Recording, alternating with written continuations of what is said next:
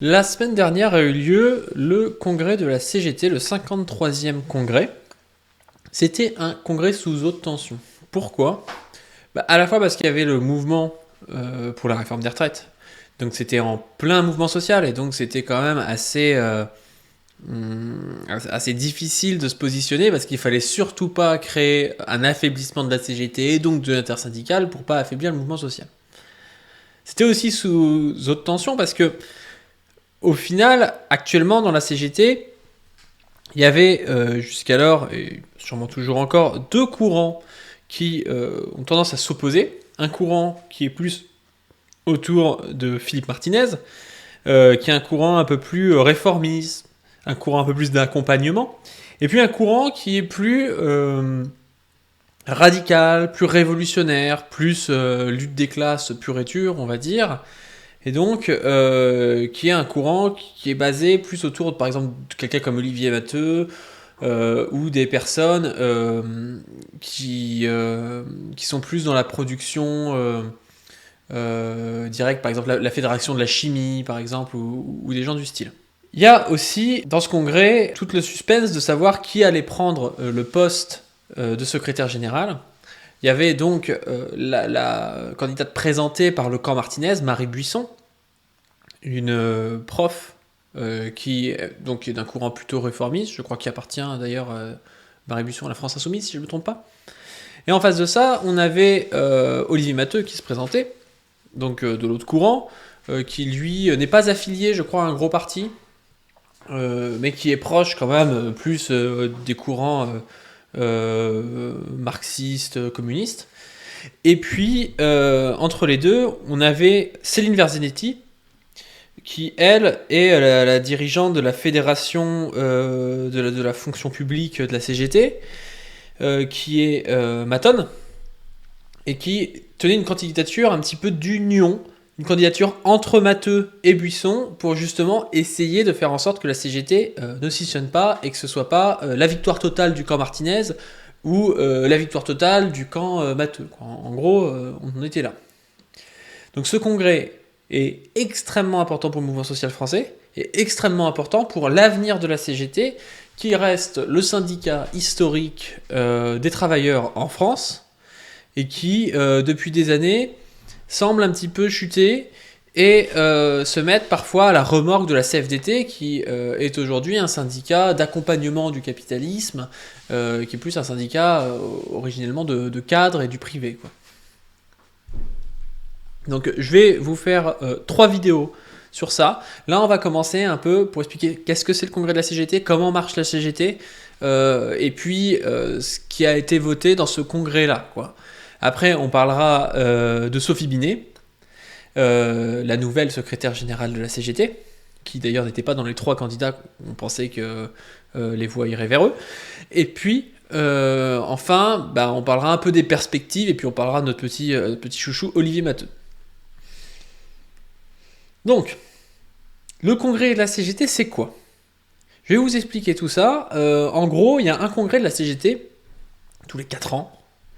Dans ce congrès, on va avoir des délégués syndicaux qui vont être en fait des délégués qui vont porter les voix pour leurs syndiqués.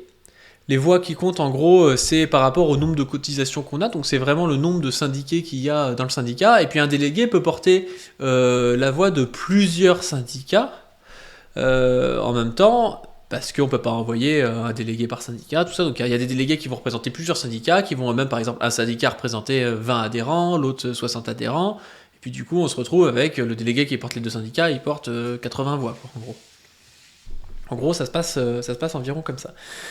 Ces délégués, ils vont pouvoir voter au fur et à mesure des 5 journées de congrès, parce que ça dure 5 jours, des amendements, voter pour ou contre certaines choses, élire certaines personnes. Donc c'est vraiment un processus que moi je trouve assez démocratique, assez beau.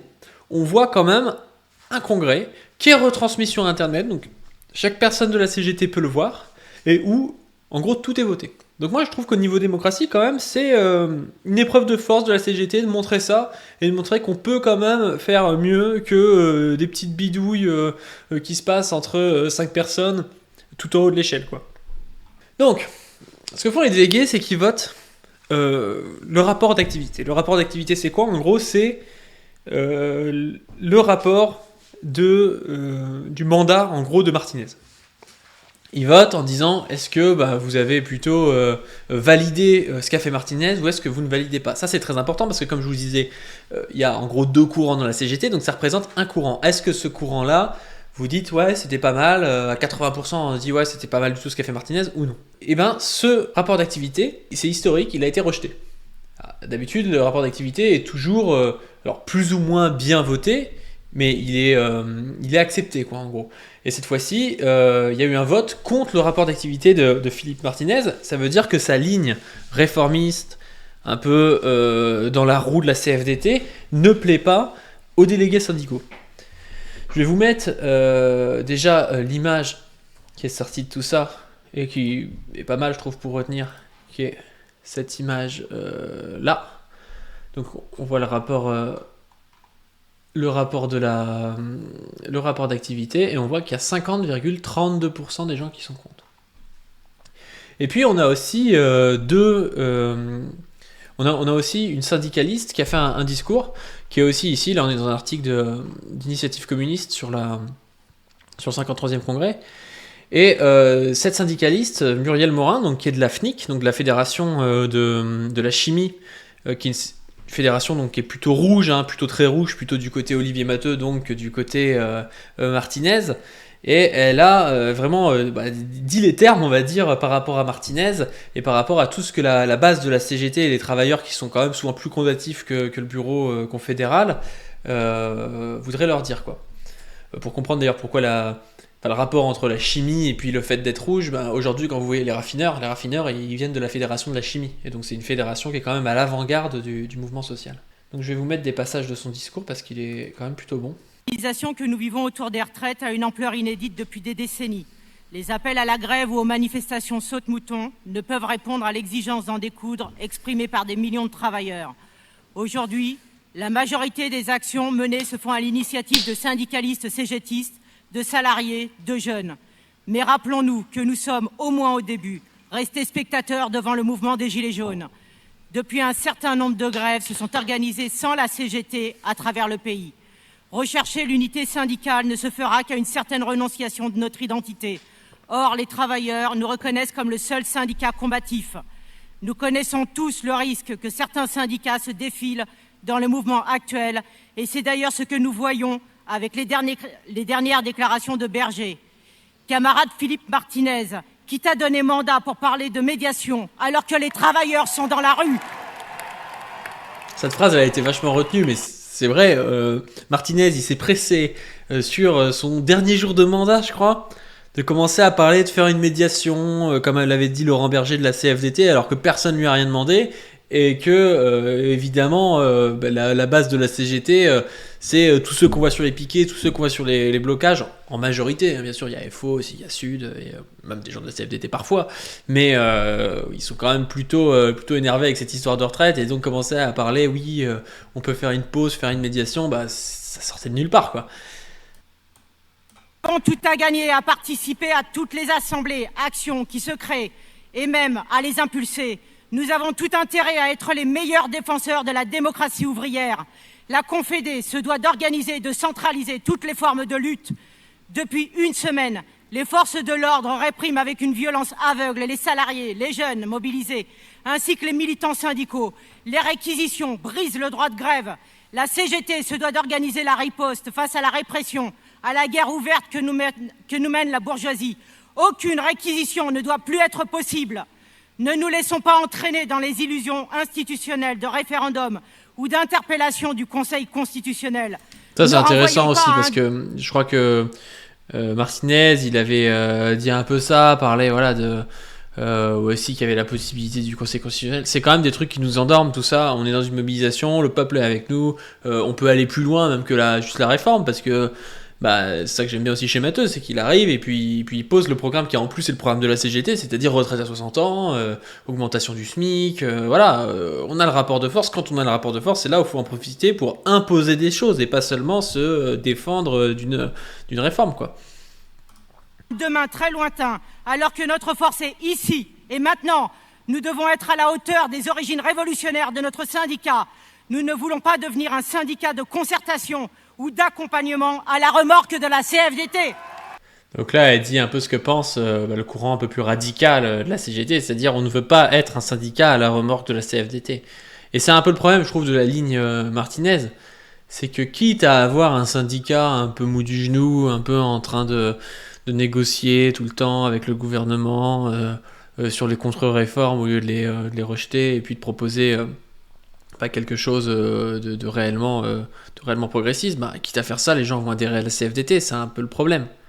Donc il faut trouver un bon équilibre parce que le but c'est pas non plus de toujours être contre la CFDT pour être contre la CFDT, parce que là on voit bien que l'intersyndical ça a un intérêt et qu'on frappe fort quand même à frapper tous en même temps. Mais ça a ses limites et la CGT va finir par se résorber dans la CFDT si elle continue à faire ce qu'elle faisait sous Martinez. Mais heureusement, le Congrès est intervenu pour que ce soit pas le cas. D'abord parce international à notre mouvement, d'abord parce que partout dans le monde, les travailleurs nous regardent, mais aussi parce que l'Angleterre est au bord de la grève générale, et ensuite parce que ce lundi a commencé une grande grève dans les transports en Allemagne. Nous devons aller vers une action commune avec les travailleurs de ces pays. Si nos grèves prennent un caractère international construit, voilà qui devra affoler les classes dirigeantes et les gouvernements, et donc nous renforcer. Il y a urgence. Urgence pour le monde du travail. Urgence pour la planète qui est en train de crever avec ce système de pillage qu'est le système capitaliste. Aujourd'hui, les mots d'ordre du mouvement reflètent la conscience collective d'un rejet du système capitaliste. La double besogne n'a jamais été autant à l'ordre du jour qu'actuellement. Et c'est le moment d'affirmer haut et fort: l'arme des travailleurs, c'est la grève. Et il faut de toutes nos forces construire la grève générale. Donc voilà, plutôt basé tout ça. Donc, on revient un peu à nos moutons. On a dit que les délégués syndicaux votaient le rapport d'activité. Il y a aussi quelque chose d'important, c'est qu'ils vont voter et amender un plan d'orientation pour les prochaines années pour la CGT. C'est-à-dire quelque chose comme un programme un peu pour que la CGT puisse savoir vers où elle veut aller, par exemple, à quel âge on veut la retraite, par exemple, est-ce qu'on est pour ou contre le nucléaire, c'était un débat aussi dans la CGT, voilà. Et donc, ce plan d'orientation, il permet d'avoir les idées claires par rapport à tout ça. Donc ce plan d'orientation, il a été proposé par la direction sortante, mais on peut l'amender et chaque délégué peut apporter des amendements, en gros, pour rajouter, pour préciser des choses, peut faire enlever des choses sur le plan d'orientation, et tout ça, ça a été un travail long, très intéressant, qui permet de comprendre comment on créait de manière plus démocratique que ça ne serait si c'était juste la direction qui proposait quelque chose, une idéologie politique, une ligne politique. Les grandes lignes qui ont été données pour ce plan, ça a été par exemple la retraite à taux plein à 60 ans, 55 ans pour les métiers pénibles, la mise en avant aussi du rapport entre lutte écolo et lutte sociale, parce que c'est un peu les deux faces de la même pièce. Ça, je trouve ça assez intelligent, c'est dans l'air du temps aussi par rapport à tous les partis politiques, c'est notre force. Il y a beaucoup de jeunes aujourd'hui qui sont écolos, il y a besoin de leur montrer que oui, en fait, si t'es écolo, tu dois être anticapitaliste et tu dois être communiste. Il y a tout un rapport avec la planification économique et la planification écologique, et donc c'est bien qu'on tire nos épingles du jeu par rapport à ça. Il parle aussi de réindustrialisation, ça aussi, ça fait partie à la fois des luttes sociales et à la fois des luttes écolo, donc c'est intéressant. Il parle d'internationalisme aussi, ils ont parlé pas mal de ça. Et il y a deux choses en particulier sur lesquelles je pense qu'on doit mettre le point. C'est à la fois la sortie du collectif Plus Jamais Ça, donc avec Greenpeace entre autres, notamment parce que le collectif Plus Jamais Ça était anti-nucléaire et la CGT est plutôt pro-nucléaire, notamment parce qu'il y a les ouvriers, les techniciens qui travaillent dans les centrales, qu'il y a EDF en France, Et donc ça, je trouve que c'est intéressant de mettre les points sur les i là-dessus, et moi je les félicite plutôt, parce que l'énergie nucléaire est décarbonée, on est un pays où l'électricité est pas chère, où le système nucléaire a été très stable pendant très longtemps, et je pense qu'il faudrait plutôt militer pour mettre de l'argent dans les centrales, pour essayer de les moderniser, pour la sécurité nucléaire, plutôt que de faire comme Macron, c'est-à-dire d'employer des entreprises privées pour faire des choses, enlever des trucs de sécurité nucléaire, et puis de se rendre compte qu'en fait on en a besoin, de rajouter des centrales, enfin voilà, je pense qu'il faudrait une vraie politique, à la fois de transition écologique, avec des énergies renouvelables, et puis à la fois, comme les énergies renouvelables ne sont pas assez stables au niveau, sont intermittentes quoi en général, on a besoin d'un backup, et c'est mieux d'avoir un backup d'énergie nucléaire que d'avoir un backup de charbon comme il y a en Allemagne, où au final on produit énormément de CO2. Parce que quand on se bat contre le climat, je vois mal comment on peut dire oui, on va attendre 40 ans de voir comment on va faire pour avoir une énergie entièrement décarbonée sans nucléaire. Alors qu'en France, en plus, elles sont là, les centrales. C'est pas comme si c'était une technologie qu'on maîtrisait pas, c'est pas comme si on n'avait pas déjà énormément de centrales sur notre territoire. Enfin bref, moi je trouve ça assez clair. Pour le coup, ils sont plutôt dans la ligne du PCF par rapport à ça. La CGT du coup a voté pour ça. On a aussi l'expression qui était une expression qui était là depuis environ 15 ans je crois, ou un peu plus, sur le syndicalisme rassemblé. Le syndicalisme rassemblé, c'est quoi ? C'était la volonté de la CGT de faire au maximum des fronts syndicaux, donc avec la CFDT, avec FO, avec Sud. Clairement, ça a été battu en brèche par la ligne plus radicale, qui trouve que souvent faire une alliance comme ça syndicale, ça revient au final à se soumettre à la CFDT et aux plus réformistes, et donc on partirait sur une CGT un peu plus indépendante et avec sa propre voix, ce que je pense être assez important pour l'organisation si elle veut pouvoir retrouver de sa superbe quoi. Bon, le troisième truc qui se passe pendant un congrès d'important, c'est que le Congrès élit la commission exécutive confédérale. Cette commission, en fait, va être composée, là c'est 66 personnes, 66 syndicalistes cette fois-ci. En général, c'est plus de 50, quoi. Et parmi cette commission exécutive confédérale va être choisies des personnes qui vont faire partie du bureau confédéral, qui est vraiment l'instance d'action, on va dire, qu'il y a tout en haut de la CGT. Et c'est dans ce bureau que vous avez le fameux secrétaire confédéral de la CGT, que vous avez cette fois-ci Sophie Binet, que vous aviez avant Philippe Martinez. La composition de ce bureau est importante pour savoir aussi à quel point vous allez avoir une ligne plutôt soft, plutôt non soft, est-ce que vous avez un compromis, des choses du genre. Si vous voulez tout comprendre, je crois que j'avais un organigramme, parce que je pense qu'il y en a qui connaissent peut-être pas du tout la CGT pour savoir comment c'est fait. Donc en gros, si vous voulez voir un peu comment fonctionne la CGT, vous avez le syndicat, donc chaque syndiqué adhère au syndicat de son entreprise, de son administration. Vous avez des fédérations donc, qui sont composées des syndicats dépendant d'une même branche. Par exemple, on a parlé tout à l'heure de la fédération de la chimie. Vous allez avoir aussi la fédération, je sais pas moi, mine et énergie, des choses du genre, donc qui dépendent vraiment d'une branche professionnelle. C'est intéressant, pourquoi ? Parce que, évidemment, si vous tapez tout seul dans votre branche professionnelle, juste au niveau de votre localité, alors qu'il y a une autre raffinerie à 50 km qui continue de produire, vous n'avez pas trop de rapport de force. Donc c'est intéressant d'avoir des fédérations. Vous avez des unions locales, qui sont en fait des subdivisions en secteurs d'unions départementales, donc de tous les syndicats du département. Et puis après, vous avez un comité régional avec toutes les UD, les unions départementales CGT, quoi, au niveau régional. Et puis ensuite, vous avez... alors je sais plus ce que c'est exactement le nom décomposé, ce qu'on dit souvent CCN. Le CCN, c'est le Comité confédéral national, et en gros le Comité confédéral national, c'est tous les gens qui dirigent les unions départementales et les fédérations ensemble, et c'est ce qu'on appelle le Parlement de la CGT, quoi. Ça fait environ 130 personnes, je crois, et ces 130 personnes, elles peuvent après élire par exemple le bureau confédéral. Enfin voilà, vous avez plein d'instances comme ça, c'est assez intéressant. Vous pouvez vous y poser, vous regardez la fiche Wikipédia, je sais pas quoi, de la CGT, mais de voir comment ça fonctionne et de voir que c'est à la fois vous avez des gens qui viennent au congrès, donc une sorte de démocratie là-dedans, et à la fois vous avez des gens qui sont les gens qui gèrent l'union départementale, qui ont aussi leur poids, et donc je trouve que ça fait deux poids et ça permet d'avoir peut-être moins un petit noyau qui se forme pour tout contrôler, même si on sait que c'est toujours un peu le cas dans les organisations, parce qu'à partir d'un certain niveau, il y a des gens qui se connaissent, il y a des gens qui ont les mêmes lignes, les mêmes intérêts, des choses comme ça.